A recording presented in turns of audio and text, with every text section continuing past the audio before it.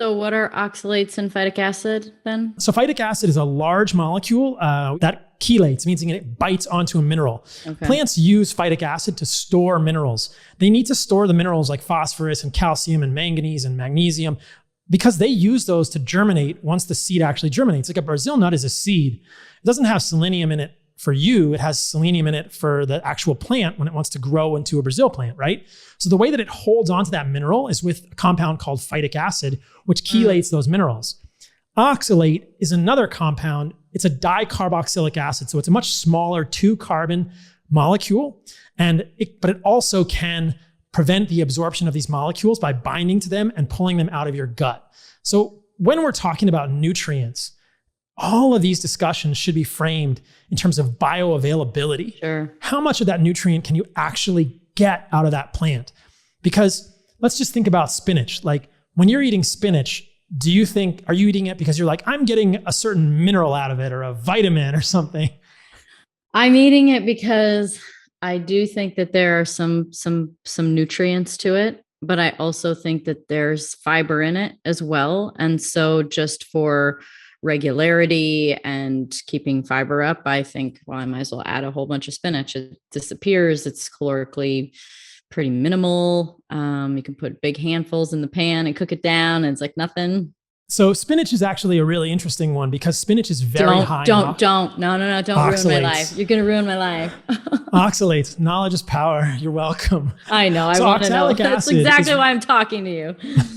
No, it's actually really high in oxalates. And if you go to a mainstream kidney doctor, which we call a nephrologist, if you have kidney stones, most kidney stones in the world, I think 80% are calcium oxalate kidney stones. Where do we get oxalate? We get oxalate from things like almonds, spinach, rhubarb, beets, beet greens, very high in oxalates.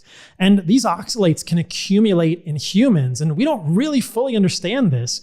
We haven't really studied it because who is funding this? So we know pretty clearly, I'm going to ruin your life. I'm just ruining your life, Danica. I'm sorry.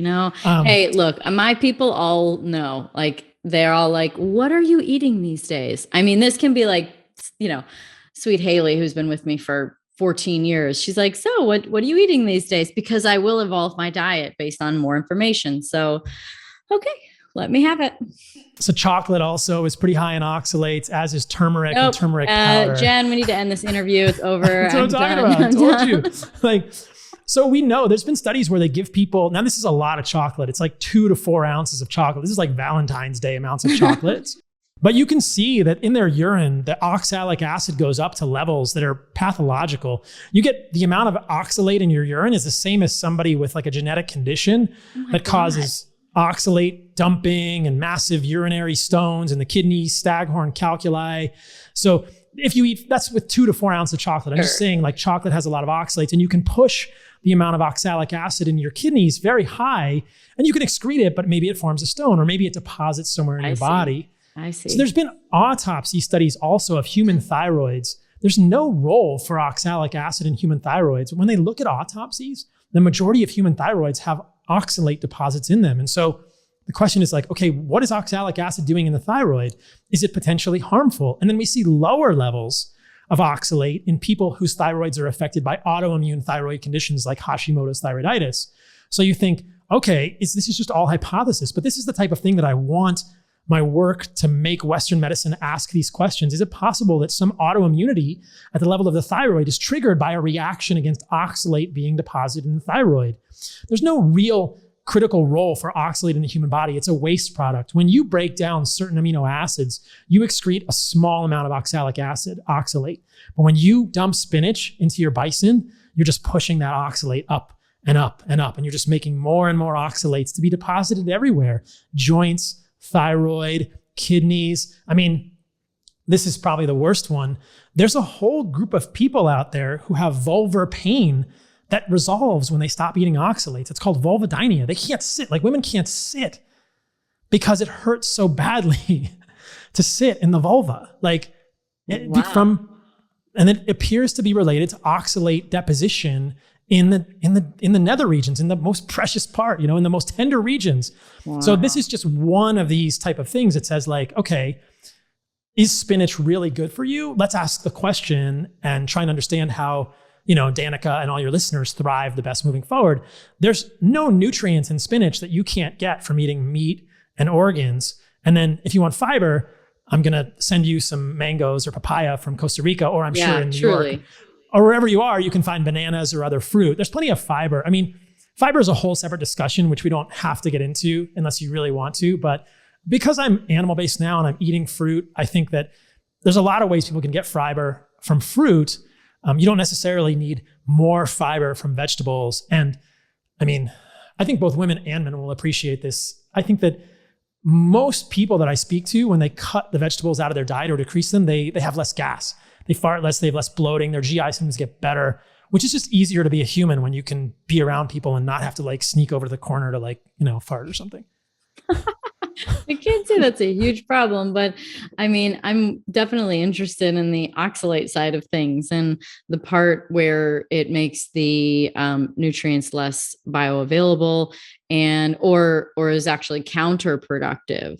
Okay, does this apply basically to all vegetables? I mean, I know, there's obviously some doctors that have made lectins a pretty big conversation piece when it comes to health. I think Gundry's kind of led the way on that.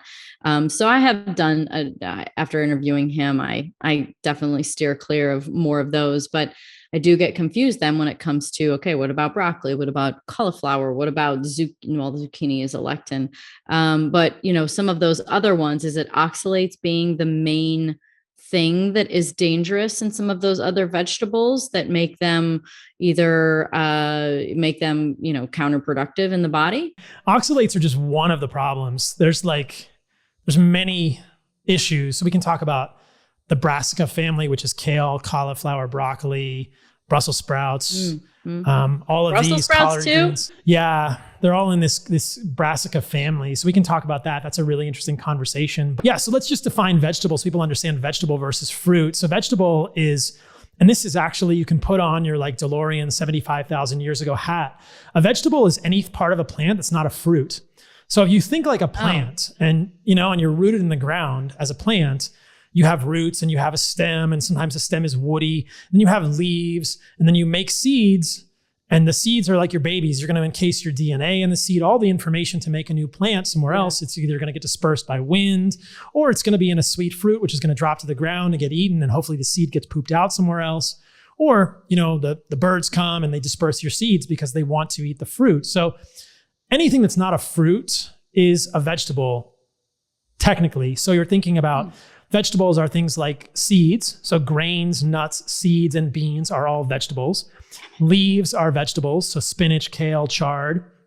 Stems are vegetables, things like celery, or what are some other stems? Sometimes like asparagus is kind of like a stem. And then roots are also vegetables. This is just the differentiation.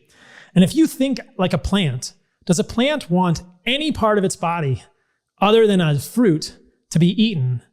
The answer is pretty clearly no. If animals go around eating plant leaves and bark and stems and roots, they're killing the plant, which makes it less likely for the plant to reproduce. So the reason you don't see animals or insects just running around eating all of the plants in front of you, whether it's in Central Park or wherever you are, is because those plants put defense chemicals in their leaves, in their bark, in their roots, and in their seeds especially. That's part of the discussion around lectins, is these carbohydrate binding proteins that are mostly present in seeds.